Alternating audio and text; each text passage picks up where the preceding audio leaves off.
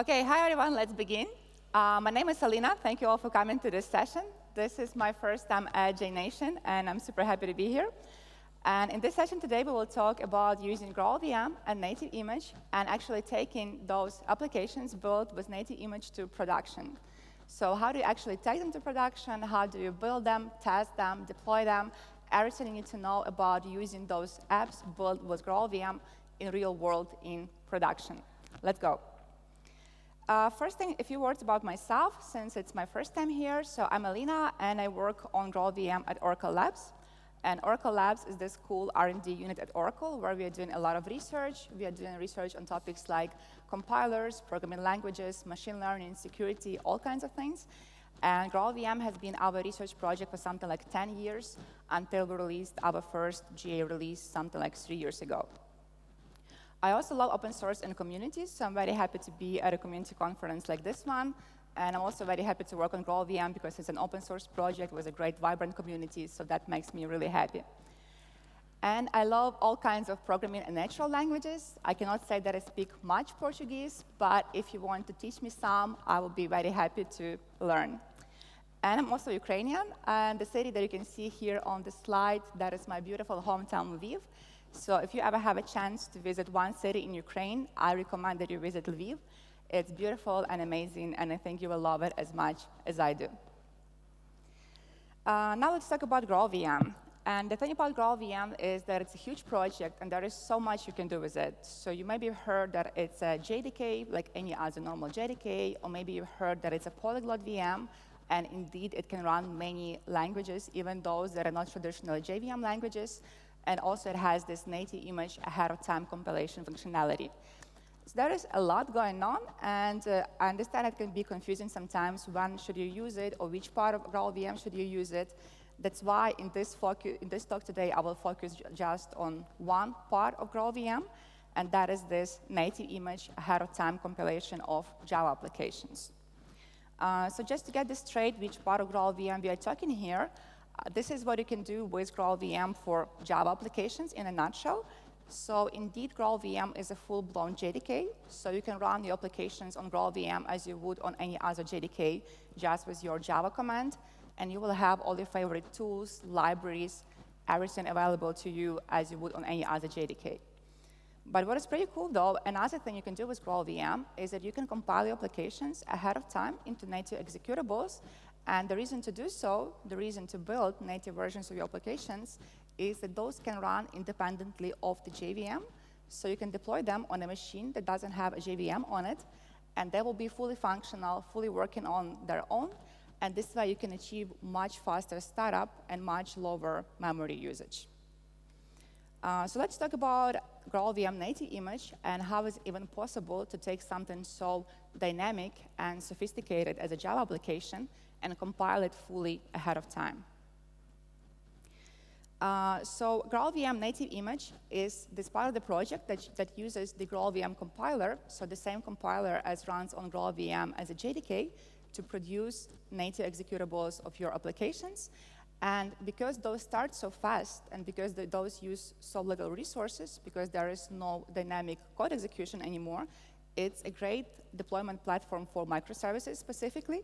That's why all those frameworks that you see here on the slide, and even more, but those are, I would say, just some of them. So Quarkus, Micronaut, Halidon, Spring Boot, all of them adopted native image to give you a way to build your applications that start fast and use way less resources. So how does it actually work, and how can we compile Java ahead of time? So when you run the native image command and give it your application in the bytecode form, so your jar or your class file, what happens is that native image will look at your application, starting from its main entry point, and it will try to find all the reachable code. So all the code that it can discover from the main entry point, and include only that code, so only the code that is relevant to what your application is doing, include only that code in this final produced native executable. And also, it will eliminate everything that your application is not using. So this applies to your application code, to the JDK classes, and to your dependencies. So it will look at your application as a whole, and then it will only compile the relevant code, so the code that is needed for your application to run in this native executable, eliminating everything else so that this file, in the end, is much more lightweight and much more efficient. So this is one part of the native image story that's ahead-of-time compilation, but there is another interesting part, and that is this snapshotting part here on the slide. So as we are analyzing your application, when we are building native image, we are also creating an image heap for your app, so that your app can start with pre-populated heap much faster, because we don't need to allocate those objects anymore. They have been allocated at runtime and prepared for you within this native executable. And also those two processes, so ahead-of-time code compilation and heap snapshotting, they are complementary. So heap snapshotting makes more code discoverable for native image and for the compiler. So those two operations are running in iterations until the fixed point is reached, and native image sees that there is nothing more to discover about your application, and it sees your application as a whole and can compile it into a native executable. So that is the idea, and kind of behind the scenes what happens when you run a native image command. And just to understand how many of you have tried it before, so how many of you have used GraalVM before? Okay, some. And how many have tried native image specifically before? Okay, more or less the same people. Okay. So yeah, this whole process runs in iterations, and in the end, you have your produced native executable, and the idea here is to move all of those expensive code execution and compilation operations from runtime to build time, because most applications are started way more often than they are built, so it makes sense to move those operations of executing and compiling code to the build time, and then start really fast and runtime, because you've done all that expensive operations already when you build your application. And if you compare running on a JVM versus running on native image, so JVM here is the just-in-time execution mode, and native image is ahead-of-time compilation mode. So just-in-time compilation mode, that can be GraalVM or any other JDK of your choice. So if you compare running the same application on a JVM versus running on native image, you can immediately see how fewer steps are there to take if you are running on native image. Because when you're running on a JVM, what needs to happen, and we are talking about spending time here. So when you're running on a JVM, what happens is that you need to load the JVM executable itself, you need to look at the classes, you need to start interpreting, start profiling, start compiling as you're collecting this profile information, and all that takes some time and some resources. Also, what's interesting, some methods never even get compiled. So some methods, if they're not executed that often, they will always be interpreted because they never reach that threshold. And that might be OK, because maybe those methods are executed less often. But interpreted is much slower than compiled code. So if you have many of those interpreted methods, it does adapt to the application performance, and it lowers your application performance. And if you compare the same application but running on a native image, so in ahead-of-time compilation mode, since we compiled and built and analyzed everything when we were building the app, what is left to do when you're running your application is load the executable, and it comes with this prepared heap, and then you can immediately start with optimized compiled machine code. So that was about startup time, but similar thing applies to resources usage. And here I would argue that startup time is important, but maybe I personally would care more about memory and resources usage in general, because maybe you have a long-running applications, so maybe you are less concerned about startup time, because maybe you start your application once in a while. But then resources usage is very important, because that's your infrastructure costs, that's your cloud costs. So if you can deploy the same application using less resources, that will be a much better and much preferred way. So again, if you compare running on a JVM versus running on native image, you can see that when you're running on a JVM, you need to keep around data for the application itself, but also for all this code execution infrastructure, because code execution and compilation is happening at runtime as you are running your application. So you need to keep memory and CPU for all those things, such as a JVM executable itself, code cache, compiled data structures, and so on. While in native image mode, you need only memory for the executable itself and application data. And you can see even visually how less memory you need to run on native image. But to make this a bit more kind of illustrative, so to compare what is different in terms of memory for running on a JVM versus running on native image, so you can see here that on native image, if you want to scale this application, you only scale the memory that is needed for your application payload, and you don't scale memory needed for application code and application infrastructure, because we are no longer executing that dynamically at runtime. And to make this maybe a bit even more visual and kind of easier to relate to, here's an application of here's an example of a Quarkus application. And the yellow bars, that is running on the JVM, and we're trying to scale this application by adding more instances of it.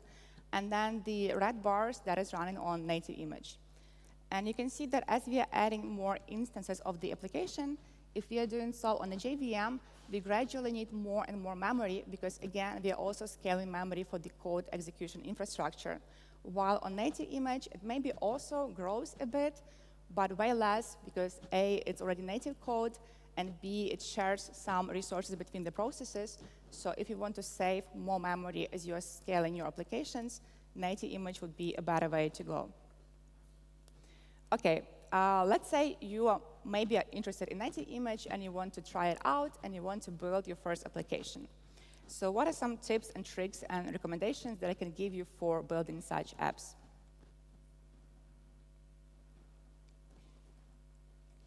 My first recommendation would be to use our native build tools. So those are official Gradle and Maven plugins coming from our team. And those will help you build, test, and deploy your application as native images. So we have both Gradle and Maven versions. You can choose whatever you like. And they will help you a lot, no matter which project you are building or which framework you are using. So if you want to start building your application, and that will be the first native app that you build, I recommend that the first thing you add is this Maven and Gradle plugins.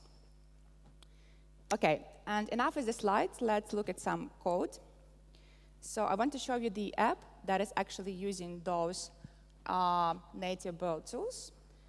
And that is the one. So here's my application.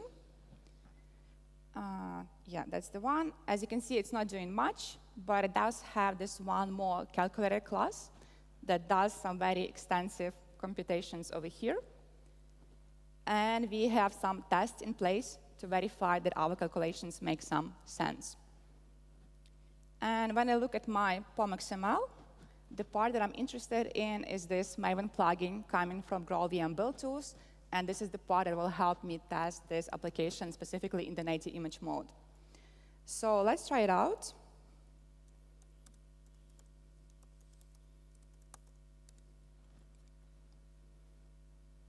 So as you can see, right now, it spins up a rather complicated and scary command, quite long. But this is not something that I'm concerned about, because from my perspective, it's just a normal Maven test command with a profile native. But under the hood, it's doing some extensive work to build this application. And what this is doing right now, it will run my tests in the native mode. So not only the application, but the tests themselves will be compiled to native to verify that my application is working correctly in the native image mode as well. OK, so now this is done. And this is a standard native image build output, where it shows you what steps are being taken to compile the application to native. And also here, as a part of this test phase, it also ran my tests during the build time. And it printed out a report for each of my tests, saying that they are all successful. But maybe you want to verify that this indeed happened, and we indeed ran those tests, and they are indeed a native application. So let's verify that. And as a part of that build output, it also printed me information about where is this artifact placed and what is the name. So our tests are in the target directory, and the file is called native tests. So let's run this directly, native tests. And we see the same output. So it's indeed a natively compiled version of my tests, and that's how I verify that my application is working correctly as expected in the native image mode as well. Now, the question that I often get here is, how often do I need to test my application in native? And how often do I need to build this native version of my application to verify that it's working correctly in the native image mode as well? And the question here, there could not be one generic answer to this. But I would say the most generic answer is that you don't do this on every single minor change, especially the change that is around your business logic. So you do it as more or less the last step, or like a regular step in your development process. but you don't want to do this more often. So you normally want to develop and test your application on a JVM, and then compile to native once in a while, maybe at the end of your development cycle, or if you suspect that you're doing something that might break the native integration. But usually, you would develop and test and debug your application on a JVM, and then verify that it's working in native mode as more or less a final step, or maybe within your CI/CD pipeline. OK, so this is for testing our native image applications. And what is there else that we can do about testing our apps, and specifically in the native mode? So one more recent announcement from the JUnit team is that they added those two helpful annotations to specifically test some things in the native image mode. So you can explicitly enable or disable testing certain classes, methods, etc. in the native image mode. So this is very handy. But let's say I want to test something more advanced. So maybe I want to test that my application is working with a database. I want to test some more complex business logic. So what would I do there? And my recommendation there would be to look at one of the frameworks that integrates with native image. So we saw them before. That was Quarkus, Micronaut, Halidon, Spring Boot. And they all offer some kind of integration with native image and some kind of advanced testing integrations. What I will show here is Micronaut test resources. So this is a project from the Micronaut team that helps you do integration tests. And in one of the scenarios, it's using under-the-hood test containers. Anyone here who loves and knows test containers? OK, some people. I know and love test containers, too. So this is Micronaut test resources, and it will help us test against things like databases using test containers. So what this will do, it will handle provisioning and lifecycle of those resources that we will use for testing, for example, a database. So we can just test against them without any configuration, any manual work, and just for the purposes of test, having those external dependencies. So this is in the Micronaut, but also similar features are available in other frameworks. For example, in Quarkus, it is called Quarkus Dev Services, I think. And that's, again, a way to test your application and integrations using something like test containers. So let me show this to you. And for that, I have yet another app. OK, this is the one. So this app, it's an app where, let's say, we are keeping a bunch of books and authors, and we want to manage them in this one Micronaut application. So here is my book repository, and we want to be able to put our list of books in a database and then read from the database, so normal functionality you can expect from a web app. And for that, we want to use MySQL. So I will not rerun this one live, because I'm mostly interested in the build output rather than the build itself. But I will show you what happened there as I was testing my app. So this is a Gradle project. So I ran my Gradle native test, and it loaded a bunch of things. And among those things, we also need our MySQL container to test that we can actually work with a database. And what is happening here, this is using test containers. So we are pulling images, and we are waiting for our database to become available. And here is where we are actually getting our database provided by test containers here, so that we can run our tests. And our tests are the following. So here we are trying to put a book in our database and then read those books from the database. And we have another test just for the basic sanity to verify that we can get a hello world from our app. So as we ran those tests, and as our database became available, we also ran our tests in the native image mode. And here, when we said, yes, we need a test container for MySQL, it has been provided. We tested against it successfully. And also this minimal greeter test, it's also working great. So all our tests have passed. It's all working good. And if you want to test against some external dependencies, my recommendation would be that you look at the one of the frameworks that supports native image and see what kind of testing support they provide from within the framework. OK, another cool thing. So if you want to take those GraalVM applications to production, you might face something like reflection. And who here have heard that GraalVM doesn't support reflection? OK, more people than I wish raise their hands. GraalVM does support reflection, but there are some things to know. One thing is that obviously GraalVM is a JDK, so if you're running your applications on GraalVM as a JDK, there are no problems with reflection whatsoever. But something like native image is slightly different, and the reason it's different and the reason why reflection is a bit more tricky in native image is because this ahead-of-time compilations of Java applications at build time that native image does, that is happening under a closed world assumption. So everything there is to know about your application needs to be known at build time because we are compiling the whole thing ahead of time. So we don't have information about runtime yet and what happens at runtime.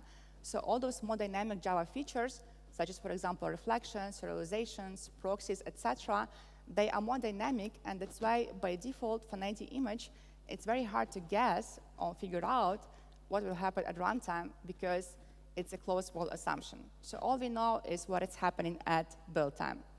That's why reflection is a bit more tricky for native image, but there are good news related to that as well. One thing that native image will try to resolve some basic predictable reflection calls automatically. So it will look at your application code and the things, some of the calls to reflection API that are a bit more obvious and predictable, native image will resolve on its own out of the box without any configuration needed from your side. But that's not always the case, and sometimes you're doing something a bit more sophisticated and tricky with reflection. So what to do then? For that, native image offers you a tool called tracing agent. So you can run your application on a JVM with the agent attached to it. And what this agent will do is it will observe your application behavior on a JVM, and it will look at all those usage of those dynamic Java features, and it will produce configuration automatically for you. So this is needed so that native image can pick up this configuration at build time and build an application aware of those dynamic features without you having to write these configuration files on your own.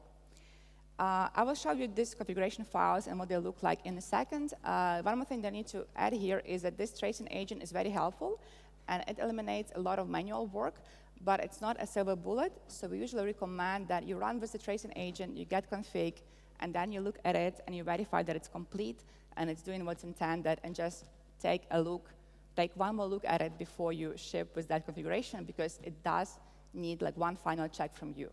But other than that, this tracing agent is very helpful to produce configuration, and I was talking to one of the framework teams that help us build support for native image in libraries, and they said that they're using this tracing agent themselves, and it's very helpful to indeed produce a lot of this configuration automatically. So now let's look at this configuration and the tracing agent and how all of that works. So for that, I have another app over here.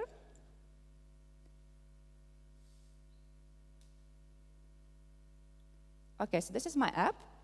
And here in the main application class, it's trying to access this message field from this message class over here. And as you can tell, it's doing so maybe in a slightly less obvious and a bit more sophisticated way.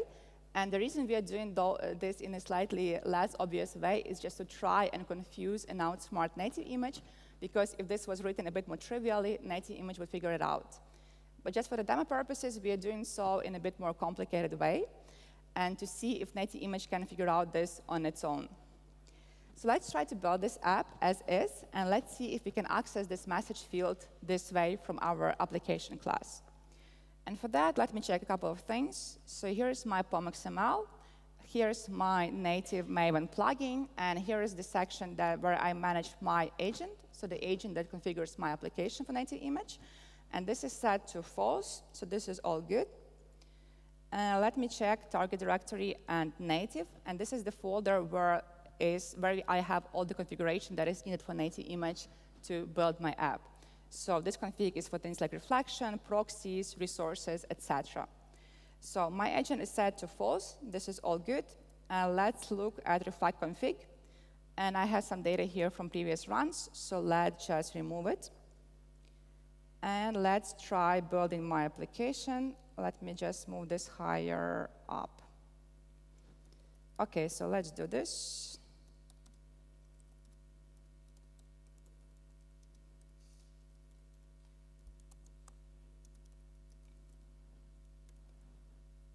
OK, so who thinks this will build? OK, Okay, you're not very optimistic. But you're right. Okay, what's happening there?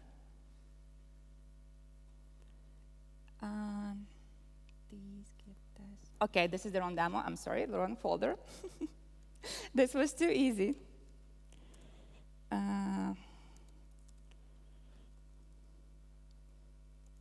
But people who saw this will fail, you were right. Okay, now we are in the right place. Let's do this again.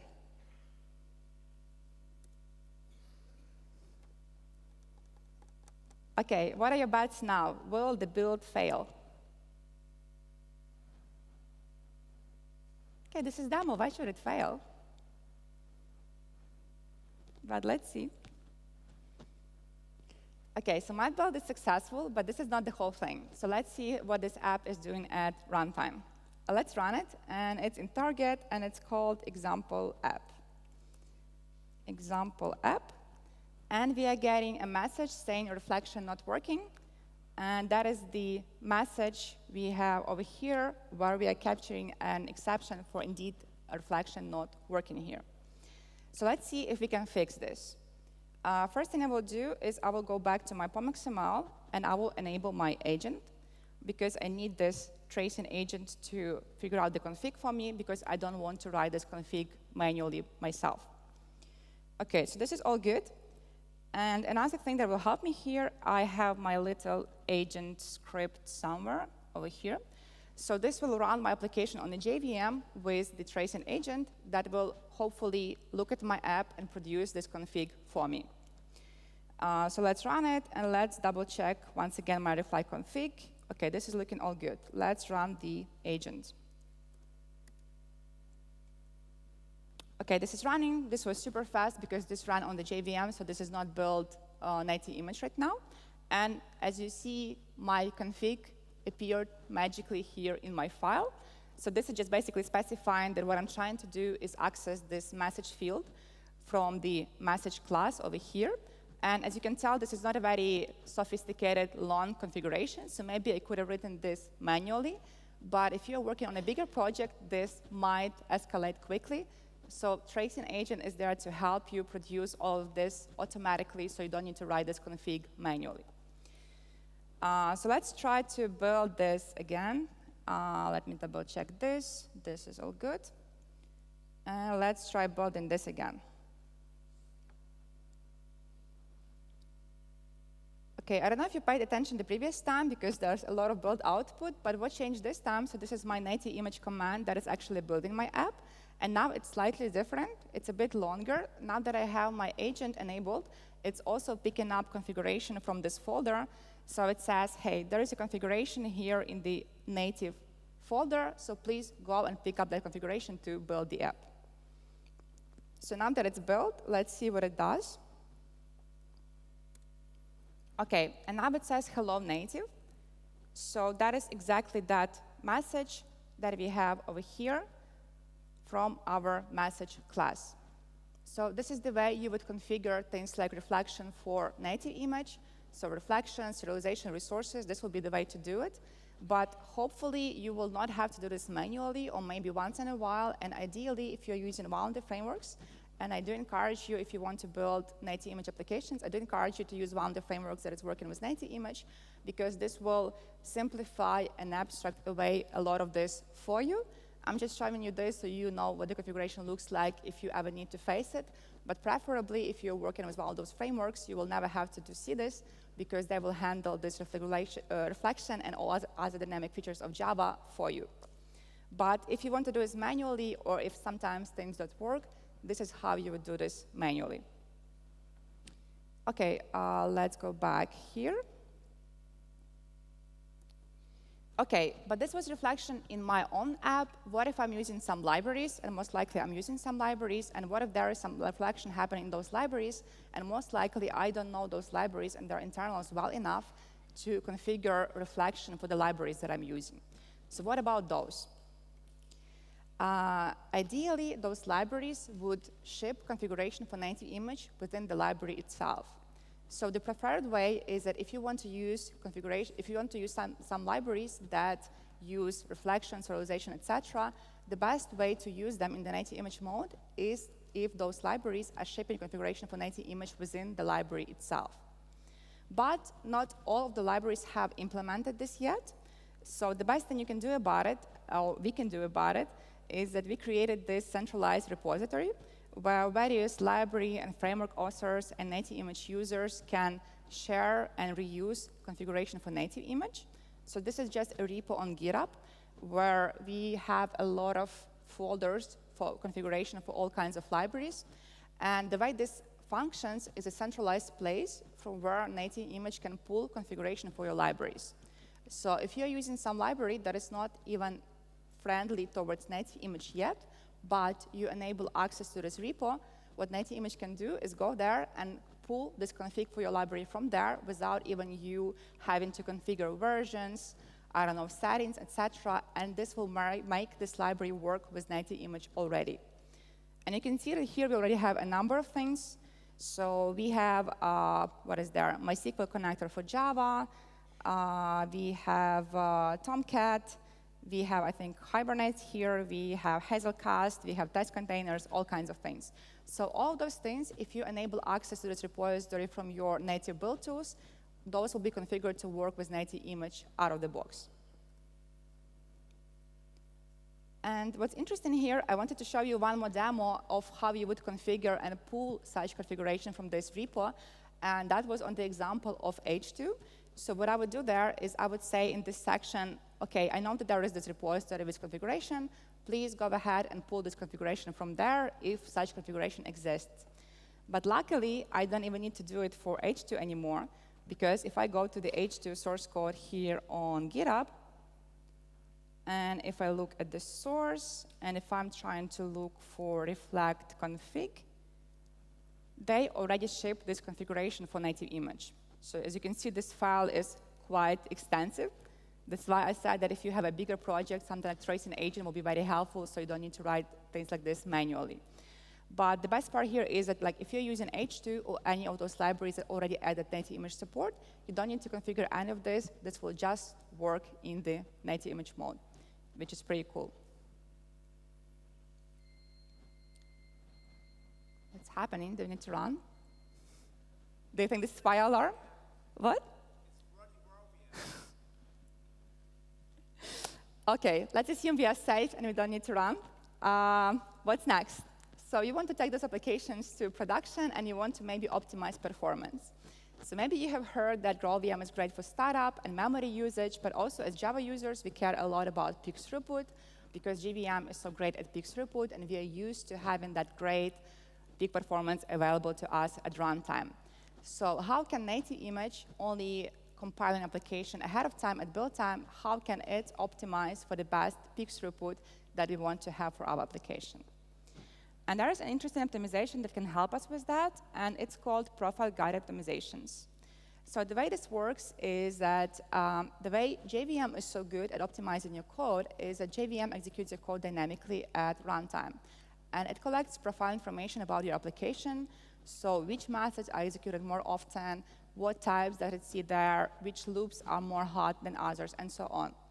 And having that runtime information available, JVM can optimize and adapt on the go to what your application does and apply some aggressive optimizations to achieve the best peak performance, because A, it has this profile information, and B, it can de-optimize. So it can make some aggressive assumptions, and then if those are no longer valid, it can go back and revert and go back to interpret it if needed. But having that profile information is essential for having great peak throughput. What about native image, though? So we are building our app ahead of time at build time, and the application haven't run yet, so we don't know yet what is happening at runtime.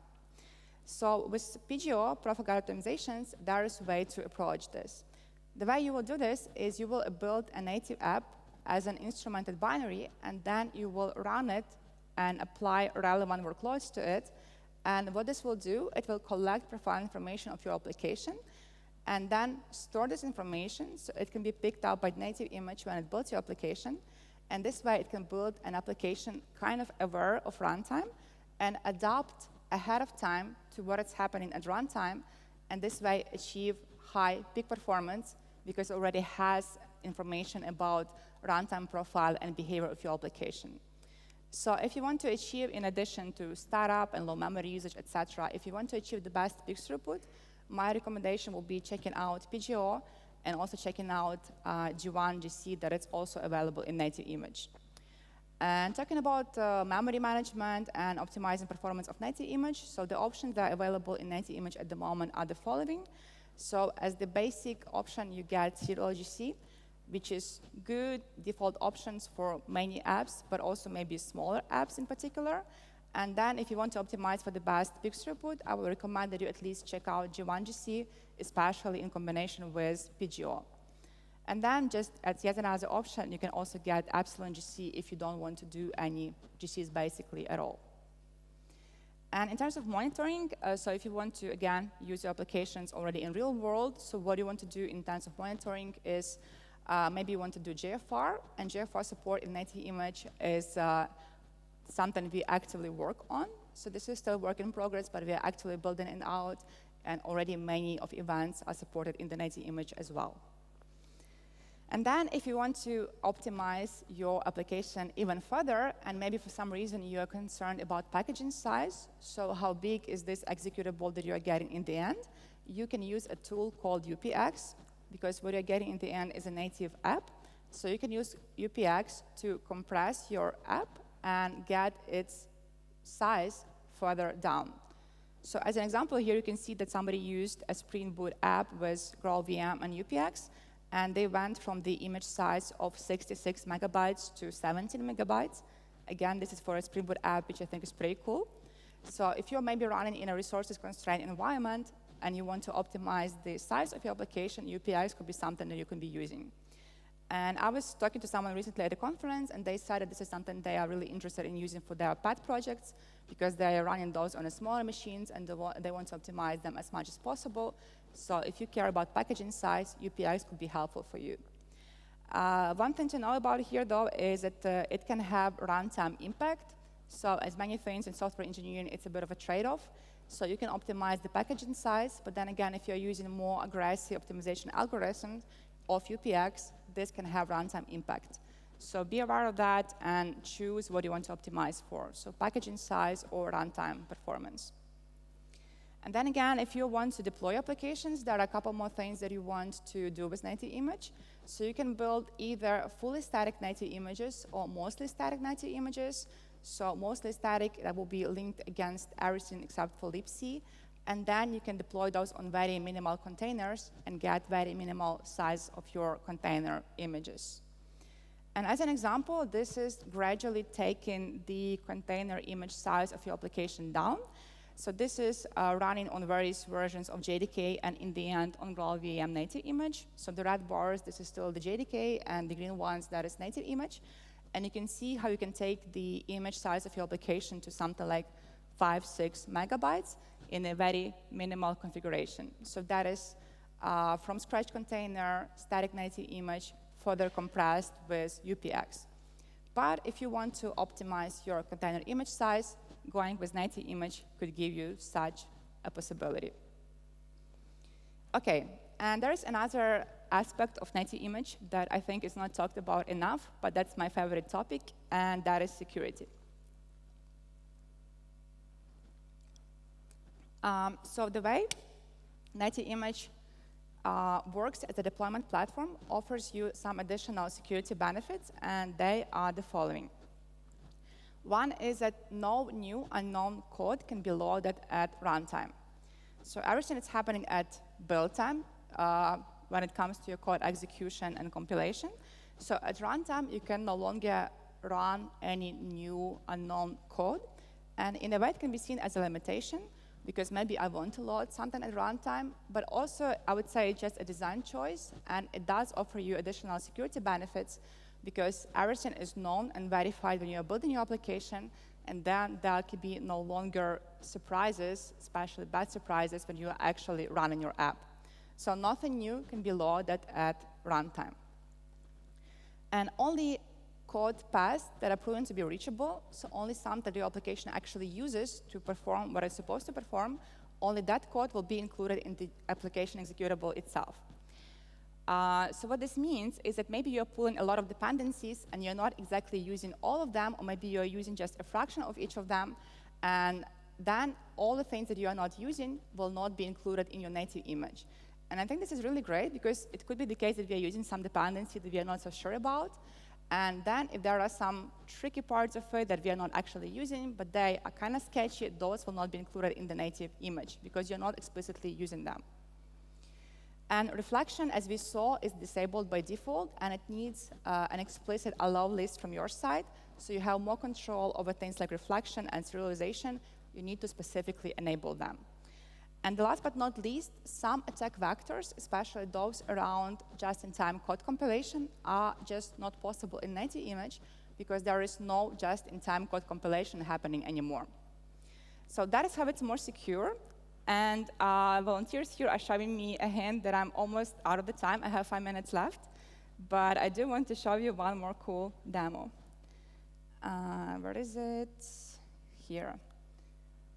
So it's called unsafe demo. So please don't repeat this at home. And let's run it. So this is my main application class. Oh, it's actually running now. Let me kill this. So this is a Micronaut app. So let me start it like this. OK, it's on. And what it should do, it should just serve static content from this folder. So let's say I have my hello HTML, and I want to use this Micronaut web server to serve this static file. So let's see how it works. It's on 8080, and it's static hello HTML. So it works, it's all good, but let's say maybe somebody else joins our team and they decide to implement this logic differently, or I don't know, we have a new requirement for our app, so we are implementing our logic like this. So instead of serving our file directly, we are adding this get endpoint, and then we are serving our file by file name. So we are appending static, and then we are retrieving the file by file name. So let's see if that works. Get, OK, I think I have it open. Let me close this. OK, this also seems to be working. And to make this a bit more visual, let me switch to my VS Code here and switch to curl so we have better understanding what is happening there. So curl, and let me wrap this into quotes, and let me curl it like this. So it seems to be working. We are curling. It's all good. Let's verify this. Let's test this. So if I curl some nonsense instead, it doesn't serve anything. Amazing. It's working. We tested it. Let's ship it. But does anyone see any problem with this code over here? You can just shout out. OK, the room is too big. Sorry, I don't hear you. But the problem is this code here. Obviously, it's not a very production-worthy code, but you know, we all make mistakes sometimes, or maybe we, I don't know, copy-pasted it from some place we all know. But there are some issues with this code. So let me show you exactly what is the issue here. So obviously, we are not sanitizing user input in any way. But what this also means is that I can do something like this. Application YAML, and it will give me my application YAML along with my data sources and everything there is to know about my application. But it doesn't stop there, though. So maybe if I spend some time, or maybe if I know what exactly I'm looking for, I can do something like this. So that will be example, Micronaut, and what I have there, hello controller.class. And I'm not going to print it out, but this would have given me the class file of my application. So let's see, this was on the JVM, right? Let's see how native image handles such kind of, I don't know if I can call it an attack, but maybe I can. So let's see what is in my target directory. I have my Micronaut file compiled over there. So let's start it, Micronaut. Before I start, let me kill this one. Starting, it's on. So let's test the same things now in this native mode. So localhost, static hello. This is working all good. Let's go curl it. So if I curl it by the name, it gives me my HTML file. But now if I want to access my, let's say, application YAML, it doesn't give me any output. Because that is no longer application YAML anymore, it all has been compiled and processed, and it's just a native executable now. And the same applies to my class file. So if I try to curl in the same way my controller class, again, I don't get anything because there is no class file anymore. So this is maybe a more trivial example, but it shows you how native image can give you some interesting additional security layers for your app. OK, and I think I'm running a lot out of time, so let me speed up. So what's new in GraalVM? Recently, there was this announcement from IntelliJ IDEA that they are working on adding debugging for native image mode specifically. This looks very exciting. This is already available, I think, in preview builds. So if you want to try it out, you can get IntelliJ preview builds. And we are working to add more monitoring. So I mentioned JFR, but also we are working to add JVM stat that was added in the last release. We keep expanding it, and we are working to also add JMX in the next release together with community contributions. And we talked about reflections, so not to make it as a sales pitch, but things you need to know about GraalVM. So to mention things you need to be aware in addition to the benefits. So things like reflections, serialization, et cetera, can be tricky, but again, frameworks and the tracing agent can help you. And one more thing to know is that now you have this new build time step. So you need to have a powerful machine if you want to especially build a larger application. And native image compiles an application for the target platform and operating system. So for example, if I'm using my ARM Mac, it will produce an executable for this operating system and platform for my machine. But again, there are ways around it. So you can use some kind of CI/CD pipeline. And if you want to use GitHub Actions, there is a GraalVM GitHub Action. And with that, you can build executables for all kinds of platforms you might need. And yeah, as I said, you would want to develop applications in JIT mode, and then compile to native as a more or less last step in your development process. You don't need to do it every 5 minutes. You don't need to spend your time and resources on it. You just want to verify in the end that it's working in native. But normally, you will build, test, and develop on the JVM. OK, and it's coming up next.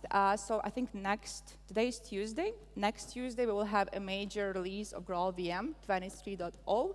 I'm super excited about that one. We've been working on it for something like 7 months, I think. So next Tuesday, for the announcement, we will have a major release. And if you want to know what is coming up next in GraalVM, as an open source project, we have a roadmap on GitHub. So you can see what are the things we are working on, what is coming up soon, and what is coming up in next releases. And one of the things we are working on is, for example, we will add ZGC support right now on the JVM, so in the JDK mode, but we are adding more GC's implementation. That is cool. And in native image, we are working on making more libraries compatible in the native image mode. We are working on performance improvements, again, on GCs. And we are working with all the frameworks teams, so you can use all the latest GraalVM and native image features with all those frameworks. So to get started, you can get GraalVM from our website using this one-line command, or if you're using SDK-man, it's available on SDK-man as well. With that, that's it. This is my name. If you have any questions and you would rather ask them privately, this is my Twitter handle. But also, I will be around today and probably tomorrow. So thank you so much for coming. And if you have any questions, I will be around. Obrigada.